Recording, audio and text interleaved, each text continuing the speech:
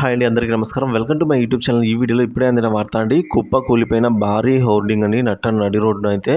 So పరిస్థితి విషయమో వివరాలు వీడియోలో తెలుసుకుందాం. వీడియో ఎక్కడైనా స్కిప్ చేయకుండా ఎండ్ వరకు చూసినప్పుడు పూర్తి ఇన్ఫర్మేషన్ అర్థమవుతుంది. అలాగే వీడియో నచ్చినట్లయితే ఒక లైక్ చేయండి. ఇంకా సబ్స్క్రైబ్ చేసుకున్నట్లయితే మన ఛానల్ సబ్స్క్రైబ్ చేసుకున్న ద్వారా నేను చేసే ప్రతి ఒక్క వీడియో మీ వరకు రీచ్ అవుతుంది. ఇక వివరాల్లోకి వెళ్ళినట్లయితే భారీ వర్షానికి నడి రోడ్డుపైనే పెద్ద హోర్డింగ్ కుప్పకూలిన ఘటన ముంబైలో చోటు చేసుకుందండి.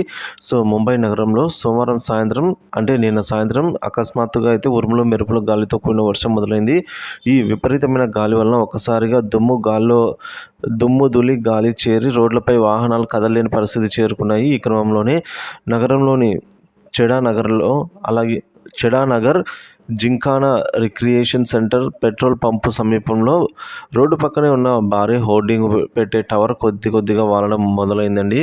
సో ఈ టవర్ అయితే హోర్డింగ్లు పెట్టేవారు. సో అది ఇప్పుడు కొద్దిగా వాలడం మొదలయ్యి ఒక్కసారిగా పక్కనే ఉన్న రోడ్డు పైన అయితే సో ఈ ఒక్కసారిగా కుప్పకూలిన ఘటన అండి ఇది. సో ఇంత పెద్ద హోర్డింగ్ కదలడంతో అక్కడ ఉన్న ప్రజలు భయాందోళనకు గురయ్యారు. సో పరుగులు కూడా తీశారండి. సో హోర్డింగ్ పడడంతో రోడ్డుపై వాహనాలు ఎక్కడికక్కడ నిలిచిపోయి ట్రాఫిక్ అంతరాయం అయితే ఏర్పడింది.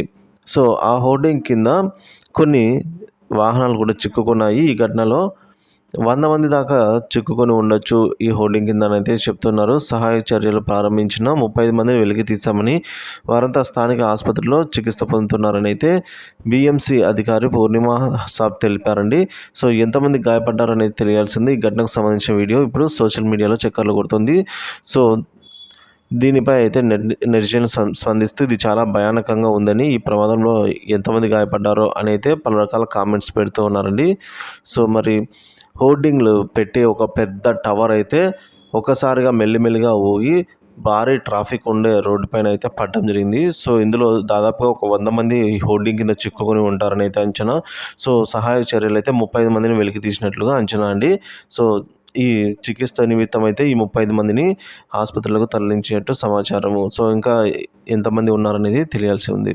వీడియో నచ్చినట్లయితే లైక్ చేయండి, షేర్ చేయండి. ఇలాంటి వీడియోస్ కోసం మన ఛానల్ సబ్స్క్రైబ్ చేసుకోండి. Thank you for watching this video.